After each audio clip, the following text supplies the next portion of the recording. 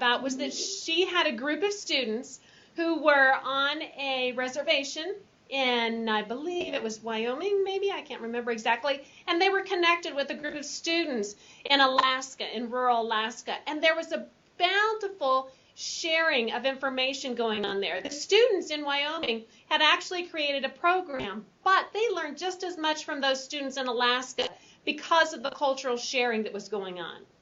We've also had students address contemporary issues, whether they are issues that are going on, political issues or that type of thing. One of them, a couple of years ago, I looked at it and I thought, oh no, how are they going to do this? But students actually looked at educational reform and the legislature and how that all pulled together.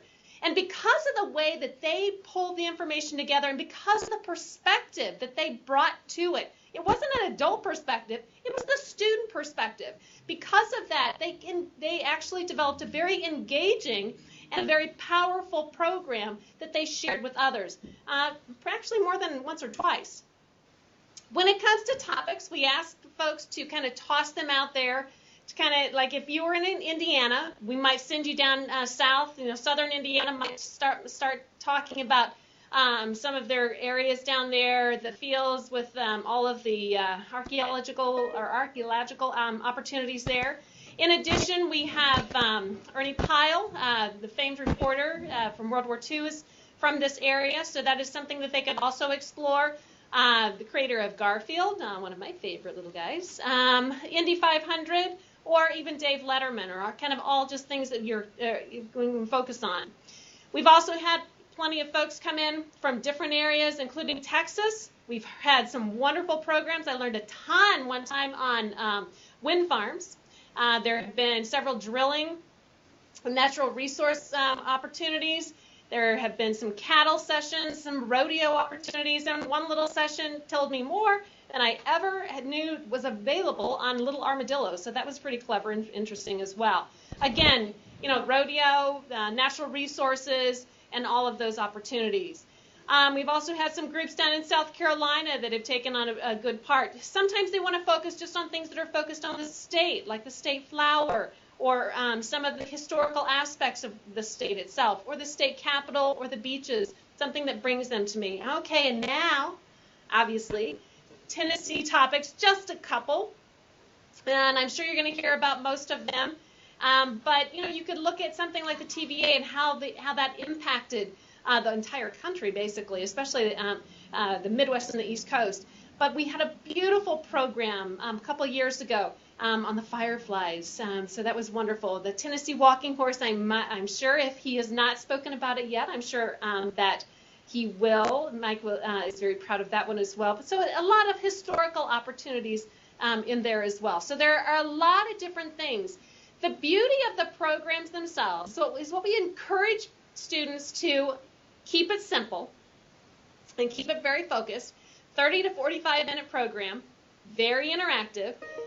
We ask them to kind of narrow the topic. Deserts, that's a great topic, but boy, if we focus it on rattlesnakes, there's more than enough information on rattlesnakes too, because we try to impress upon the students that if you can get students engaged about a specific topic and not just going to be everywhere in all different areas, then again, it's very engaging and it pulls them in and it allows your research to really focus and make that learning experience very deep. We're also talking about looking at the available research material. If we stop and think about if they want to do something on Abraham Lincoln, chances are we're going to discourage them from that because there's so much information out there on Abraham Lincoln that it would be overwhelming to the students to kind of pick and choose. We talk about Ernie Pyle. You know what? There's a little less information on him, and it might be a little more manageable when it comes to the research and availability and what you're going to really kind of pull together. Also, we ask the students to think about audience interest. The Golden Gate Bridge is pretty cool, and I'd be interested to hear about it. But I'm really interested on that Possum Bottom Bridge. I think that I'm going to hear the story about it, where that one came from, and how that kind of got together, and how we pulled that off. So we really ask them to think about all those items.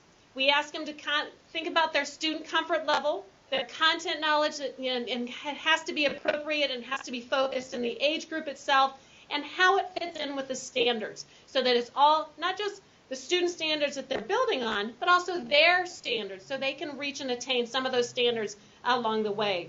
The beauty of the project itself is that students create this, and it's built into the curriculum, and they explore, they expand, what do you have to do in order to teach something? Come on. Talk to me. What do you have to do to teach something? It's interactive, yes. You have to learn it and communicate it back. There you go. You have to learn it. You have to learn it. You have to research it. You have to know it inside and out. And that's the beauty of it. It puts the student in a different role. We've heard students say that they now so much more respect their teachers than they did before because, oh boy, that's not what we thought. We also had a lot of, a couple of times on the first time around, a couple of the students were like, oh, well, we'll do kindergartners. They'll be easy. No, kindergartners are not easy. They're very hard to keep engaged. They're very hard to keep entertained. Those kids learn very quickly that they have to work very hard in order to keep those things up and running, to build those. Questions before I turn this over? I know you got lots of us. I don't want to stand in front of anybody else because I know you got some great people to listen to. Do you have any questions for Tanya, who is at the Center for Interactive Learning Collaboration? Tanya, I just want to say, go ahead, Paul. How many programs do you have that are being used in this fashion right now? I'm sorry, I didn't hear the full question. I heard how many programs? How many programs do you have that are all using these types of interactive technologies? That the students create or that are on the website? That the students create? It has varied from year to year. At the highest and the busiest time, she had 90 different groups of students who were presenting, and she had to match them up with audiences. This last year, I think it was around 30 to 40. So it kind of depends. It depends on, the length of the time period involved and that type of thing. One thing I do want to show you, what Bev has done over the years is she has created a wonderful website, and it can be found on www.cilc.org. If you just click on the KC3 content, she has developed a website that is supportive of both students and teachers. You'll see that it's kind of divided into middle school and high school age groups there. And then what happens is that in each one of those age groups, she has it broken out so that she puts deadlines on here, and we do not have any deadlines for the upcoming year on here yet. But she has rubrics, the judging basics, and everything that could possibly help the students to focus what it is they're trying to do. She also has program samples. There are past winners on here, as well as demonstrations, so that those students can take a look at it. Because, as I'm a former a middle school and high school language arts teacher, I could stand there all day and tell them how they should do an interview. But if they come here and they look at a student doing an interview, they're going to look at it and go, oh, well, that's okay, but we could do it so much better. And they're going to evaluate it, and they're going to take it much better. So those examples are built in there. The use on the graphics, use of interviews, and any kind of introductions and that type of thing. So all that information is built into that website to support both students and also the educators as you go forward on this. Question? Thank you, Miss Tanya. I know you've had a busy week and a couple of weeks, but thank you for connecting in. You can stay connected as long as you want to. We're going to sort of turn it over now to some of our Tennessee winners to talk about their experiences with KC3, how they applied Common Core standards to what they were doing there, and just give us some insight as to what recommendations and how they would tell others to pursue maybe some of the same things. Well, I'm going to stick around because I want to hear some of what they have to say. So if I'm going to be real quiet, though, I'll shut up. Okay. Well, it's about 2 minutes early, but how about Greenville Middle School? Greenville Middle, we've got Lisa and Kim there. Could y'all say hello? Hello. Hello. Welcome. Miss Kim, I want you to talk about that your KC3 experience is, what it meant to you and your students, if you don't care, for our group here in Dyersburg, Tennessee. All right. Thank you very much for having us. Our KC3 experience was the best experience I've ever had in my 20 years of teaching. It was a little bit unique for me. The year that we did KC3, I had a grandson born with special needs, and I was out quite a bit during the year. It truly was a student-led experience for me. We chose a topic, and for us, we live in a town at the foot of the Appalachian Mountains. Andrew Johnson is from our hometown. We had to try to choose a topic that we could involve our community in. So I called the Andrew Johnson Visitor Center, and lucky for us, it was the same year they were trying to find a community outreach project. So it worked beautifully for us. They sent a park ranger over. The park ranger worked with us throughout the entire process. I will tell you what's tricky about filming. When you're filming at all those historical places, you've got the public involved. So they were very interested in what the middle schoolers were doing there. All that filming takes place after school. The kids did all the filming, all the editing. They fed it into the production. It was great for us. The students did all the research. Like Tanya said earlier, the research has to be done first. You look at that 30 and 45 minutes and you think, how am I going to ever fill that time up? And then you start looking at it and you think, how am I going to ever narrow this time down? We also celebrate in our town each year the celebration of when Andrew Johnson freed his slaves. We have what's called the George Clem Society here. We also involved those folks. They came in, my kids interviewed them. They wrote all the interview questions for everything that they did. I basically felt like I was nothing more than a monitor or a facilitator. It was a great experience for us. It was more of a student, it was basically their project. I basically stood around and was an overseer for them.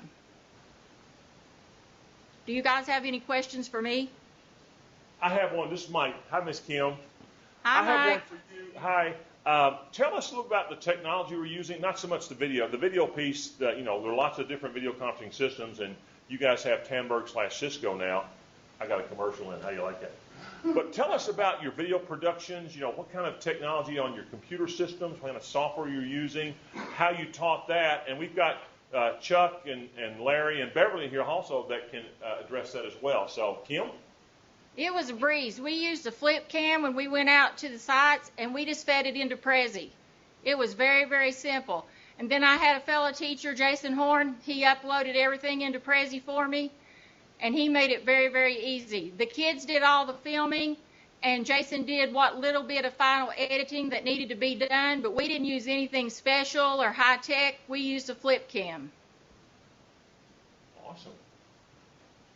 So anybody can do it, guys. Your teachers don't need anything special, anything expensive. A flip cam from Walmart will do it for you. Questions from the audience for Ms. Kim in Greenville? And as far as the amount of time that we spent, I would say 20 extra hours, maybe 30 total. The kids did a lot of research on their own at home, but as far as the amount of extra time I put in, probably 25 to 30 extra hours after school. Ms. Kim, how many Common Core standards do you think, which for middle school there are so many, that you guys addressed with the processes you utilize in this production of KC3? Oh, Mike, that's a hard question. I can't even guesstimate that one. That's what I wanted Ton to of say. history, ton of language arts, a lot. Well, I didn't want to put pressure on you, but rumor has it we're connected to the central office, and Miss Linda was coming in. I've heard that. I've heard she might be there. Hey, Miss Linda, are you there at the Greenville Central Office Professional Development Center? I'm here, and I'm on my cell phone. Just took a picture of Mrs. Rominger presenting and virtually, and I'm going to tweet this out about our teachers at GMS presenting virtually at TIDA. So we're all about technology in Greenville City. Very proud of the work at Greenville Middle, not just with technology, but in curriculum. So thanks for having our folks share. Well, Miss Linda, I also wanted to verify that your technology staff is here, is present, and they are participating well at TIDA SI. So you're getting your money's worth this week from them. I have no doubt they are.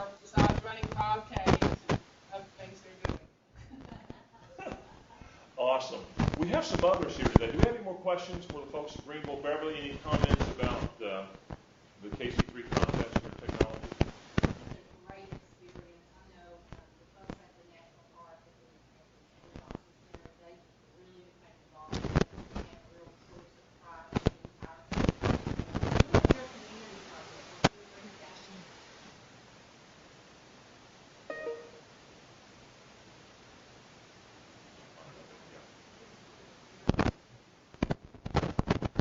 Community project. You know, it's called Kids Creating Community Content, so it's a great way to bring that part of it in.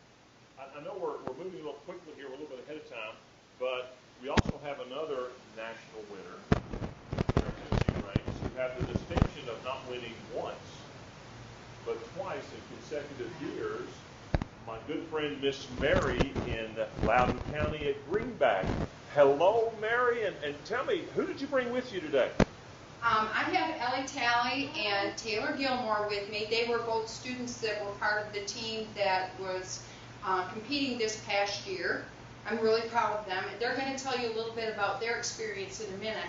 I did want to address something that both previous people had brought up. Number one, what Bev Maddox has on the website, the guide to follow, is amazingly awesome.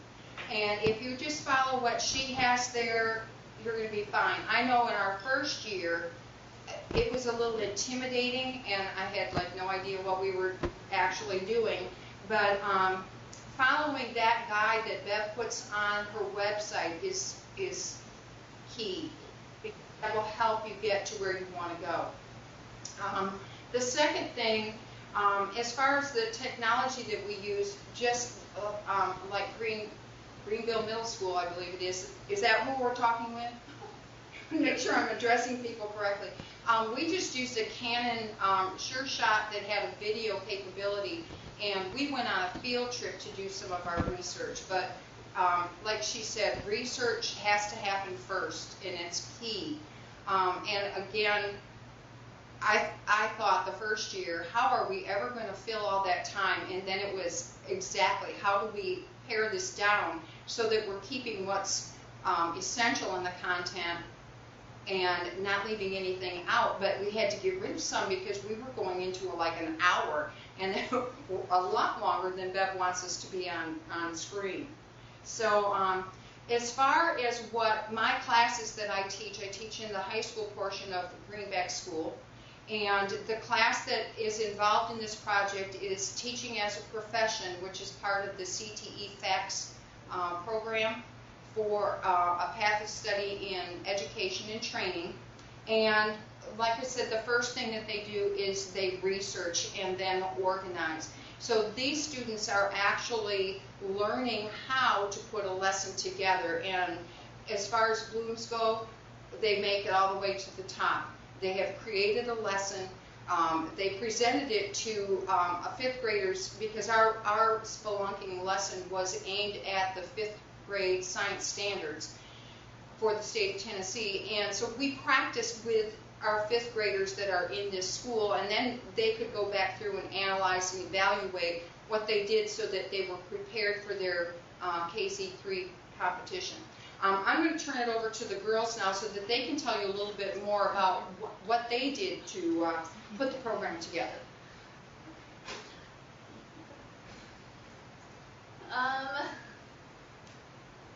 During KC3, our whole experience, I personally just didn't realize how much other curriculum is actually involved in the program. Like, you have history, you have your English, you have your technology, you have all of that incorporated into one class. And I think this program, it really helps students see that, helps them get familiar with all those characteristics, and it's really great.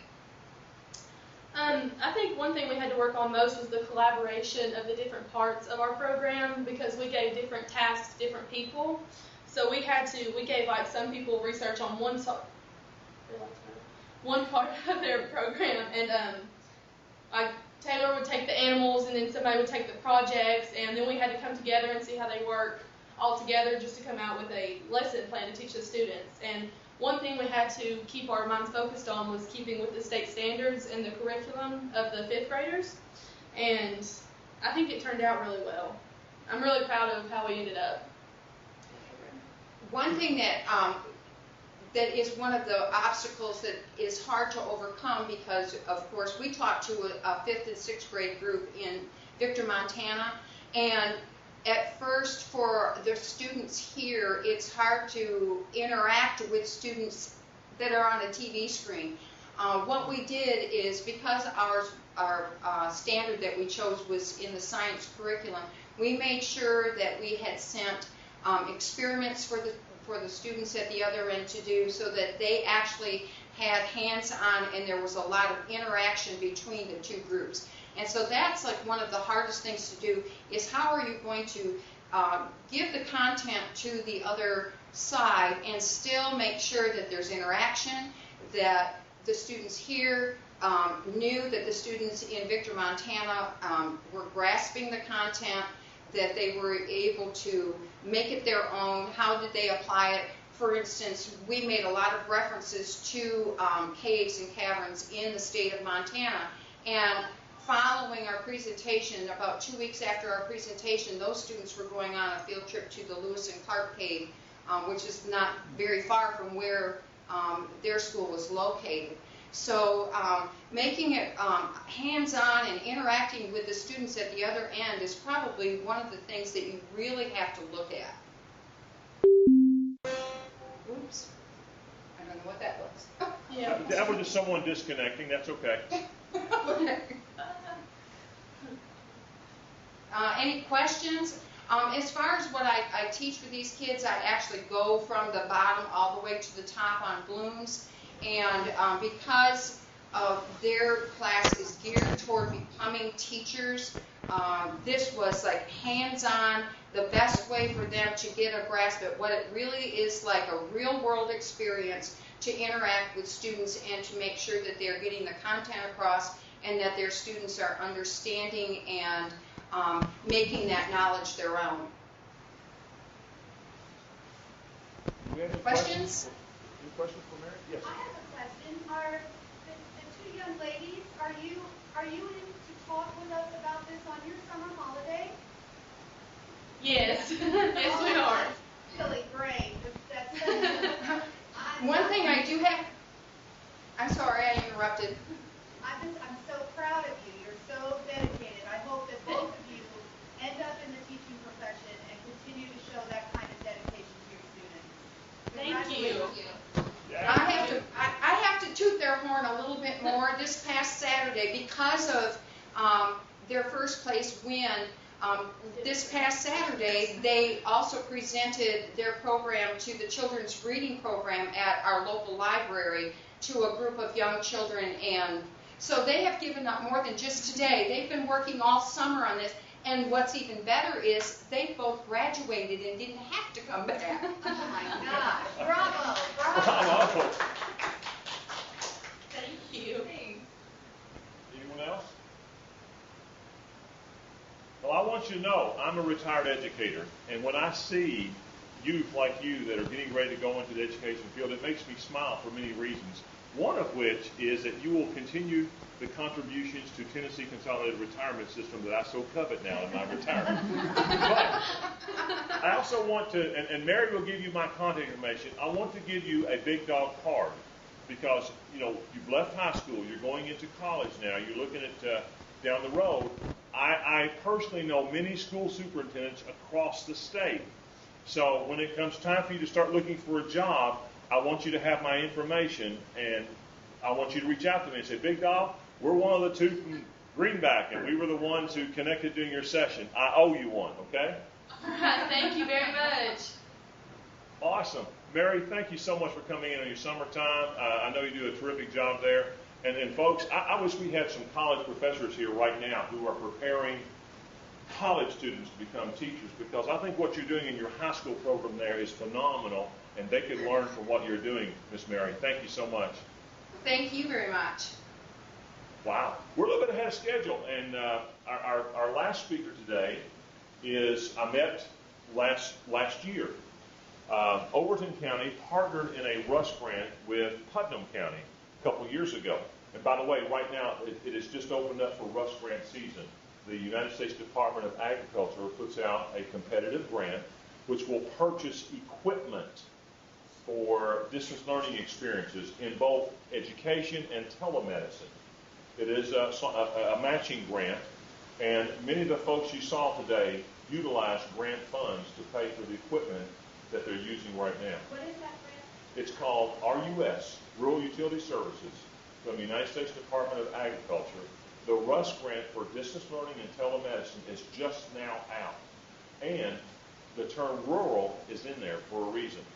I never knew rurality was a word until I saw it on a scoring rubric over 7 years ago, when we got one in Scott County, based upon how rural your area is. Or if you're a provider of content, you could be in a larger city presenting content to a rural area.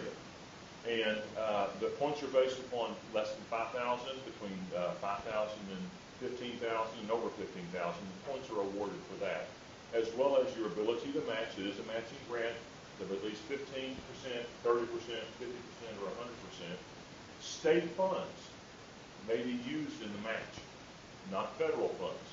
And so I emailed Eric Brown, and with the park assessment stuff coming in, things that they're doing that could be utilized in video conferencing.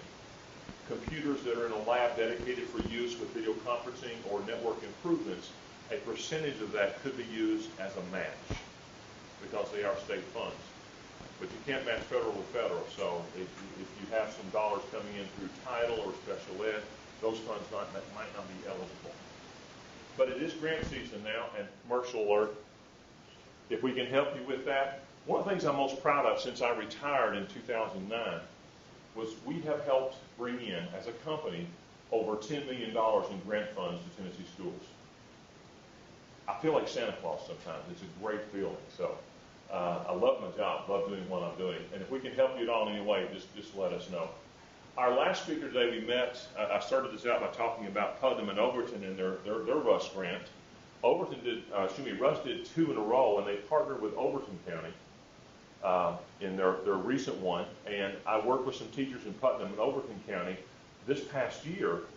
And one of their teachers, Mr. Patrick Randall, went back to Hillam Elementary School in Overton County and hit the ground running with it. And in their first year of video implementation, they came up with a national award in the KC3 contest. And right now, well, I'll just let Mr. Randall explain to you. Coming to you live from what appears to be somewhere near Yucatan, Alaska. Patrick, talk to us, my brother. Hey, guys, I've been in Alaska for almost a month as a park ranger teacher, and I'll explain a little more about that here after a while. But if I can get everybody to give me a good howdy, that would make me feel like I'm at home. Howdy! Great, thank you so much. Everybody I talk to up here in Alaska, they'll go, where are you from? I say Tennessee, and they'll say, well, you think you'll have that accent when you go back? And I said, I hope so. So we participated in the KC3 contest with my 6th grade. I'm a 6th, 7th, and 8th grade science teacher, and KC3 is a teacher's best friend. What it does, it makes your job of teaching easy because the kids are interested. If they're interested, they're engaged. If they're engaged, they're going to learn. So it's got all the elements of Common Core and Park in it, such as being student-led, student-assessed, like I said, engagement. They learn speaking skills. They kind of get over the fear of talking in front of people. They do their own writing, and the technology aspect is awesome. PowerPoints, we use the iPad for ours. They get to work together in teams. They get to choose what they do. We chose the uniqueness of our area in rural Overton County, and they, like some of the others, they get the ground running with it, and we all had a great time. And it's kind of hard sometimes as a teacher to let students take control. That was the hard aspect for me, is just, kind of sitting back and just being a facilitator of education instead of being the teacher. And the kids learn better when they're in control of their own learning, with them driving the train, but you're still the engineer, and that's what KC3 is. And I plan on participating in it every year. But distance learning goes beyond KC3 in my science classroom. We do a lot of collaborations with Baton Rouge, with Texas, schools from all over the country. I use it for sales in 7th grade as a standard. We collaborate with a school in Baton Rouge, Louisiana, and we built edible cells, and they built edible cells, and we got on and we collaborated back and forth, showing each other, what the cells look like and all the organelles and parts. And I guarantee you, my 7th grade, they killed the TCAP when it comes to sales and engineering and things like that. We also, with them, did a project called Ship the Chip, where my kids have to engineer a box in 7th grade, ship a Pringles chip to Baton Rouge, Louisiana, and then we open the chips, they ship their chips to us and we open them up live. So the kids are engaged, they're learning, they're working in teams, and hey, distance learning got me a free vacation to Yakutat, Alaska for the summer. I'm up here, working as a park ranger teacher, experiencing Alaska, and I'm going to bring all this information back to my kids. So give distance learning a good shot. And I'd like to introduce the district ranger, Mike Thompson, here. If y'all will say Mike in Yakutat, Alaska, you have to come over here, Mike. Everybody say hi to Mike. Hi, Mike. How you guys doing? Hi. One of the reasons I brought Mike in here, I'm in a rural, there's no roads in, no roads out, about 630 residents that live here all the time. But distance learning makes our world smaller for our kids. Whenever Kim was on there talking, if Kim's still here, whenever Kim was on there talking, I was a park ranger at Davy Crockett Birthplace in Limestone. Here I am in Alaska, and she's right there where I used to work at. So it makes our world smaller. And for the kids, it makes it smaller, and they can experience things outside of a book. I don't teach out of a book much. This is the new way of we're teaching right here, and it starts with KC3. So that's my spiel. Do we have any questions? I'll tell you what, I never realized the depth of what you were doing, Patrick. Oh my goodness, you're going to be on my speed dial. That's the question. Do we have any questions for Mr. Renton or Patrick? Anything about Alaska, the Teacher Ranger program that the National Park Service has? Hey, a steak up here costs $36. We have a comment from the audience. Mr. Charlesworth is with the State Department of Tennessee. So, Richard. I'm just so proud to be part of education now. I mean, this is a great example of not just fundamentally game-changing technologies being used in really, really productive ways, but it's such a good match to how our nation's economy has changed dramatically in the last 20 years. Right? We really moved to a knowledge economy where kids have to have a whole set of skill sets that traditionally really weren't explored and strengthened unless you went to a four-year university. So the working in teams, the direct problem solving, the collaborating across cultures, across aisles, etc. Really learning to be both a leader and a follower and be able to change those roles as appropriate. Those are all the most critical skills possible for our kids for the next 50 years for our economy, right? And what I'm seeing are 3 examples of projects that have taken those experiences in a really, really rich way and brought them out of the more exclusive realm of universities and brought them into high schools for our entire And middle schools. And this is Incredible. This is absolutely enormous. It's huge. And so And it's opening up some venues that we never thought, Putnam County, good friends in Putnam County, they're doing a terrific job with their virtual school there. We can't judge virtual schools by some of the negative publicity we've heard coming out of Tennessee, for example. And in their virtual school, video is a component of it. And Sam was telling the story of this lovely young lady from Upperman, where he's from, Upperman High School in Baxter, who walked across the stage in early May to get her associate degree before she walked across the stage at Upperman High to get her school diploma. And so, this type of technology and those relationships are here. and they're developing, and wonderful things are happening in Tennessee because of, we have the technology, but you're looking today at examples of things that are people-driven, with Kim, with Patrick, with Mary. These are educators who took the ball and ran with it. I am so proud as an educator because I've had each one of those nice people in some of the training. I feel like a very proud papa to see what your children have done and moved on. In so many cases, as a former technology director, it was so frustrating to do all it took to do to get the equipment out into classrooms and to see them not being utilized. These are three educators here who are utilizing the technology they have. And I want to commend their technology directors, Beverly, Jennifer in Loudoun County, and Bridget in Overton County. Tremendous foresight and worked so hard for this. So it's hard to sound so commercial, but it's true. This is all people-driven. Thank you all so much. You can stay connected a little bit longer if you want to. I'm gonna, if you don't care, I'm gonna give them your contact information in the slideshow, so they'll have it. I want to personally thank you. So if you drop off before we wrap up here, I'm gonna try to wrap up a little. Thank you so much for connecting with us. Mary, you're awesome. Thank you, Patrick. Bye, baby. See you. Yep. Anybody needs any information, just give me a call. Mike's got my stuff. And it's good to talk to Tennessee, man. I miss y'all. Go Rocky Top. That's right. See you, Mike.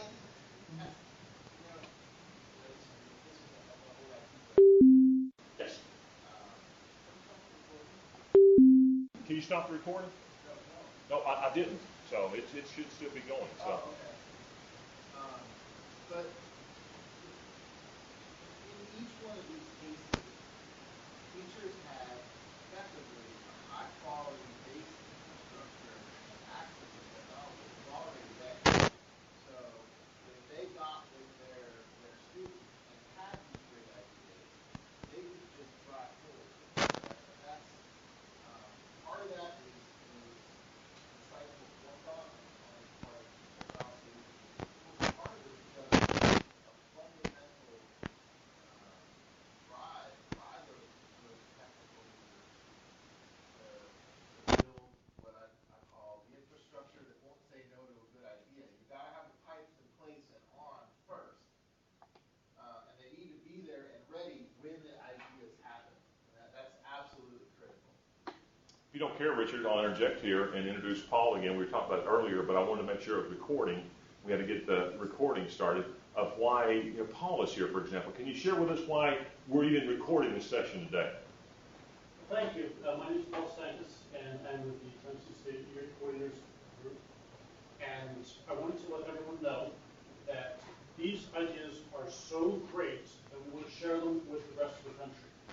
We're going to take the recording that we have put together today, and we're going to send it to the FCC as examples of what distance learning can do with the E-Rate broadband can do. These are exactly the same things that President Obama is talking about with his new Connect Ed initiative.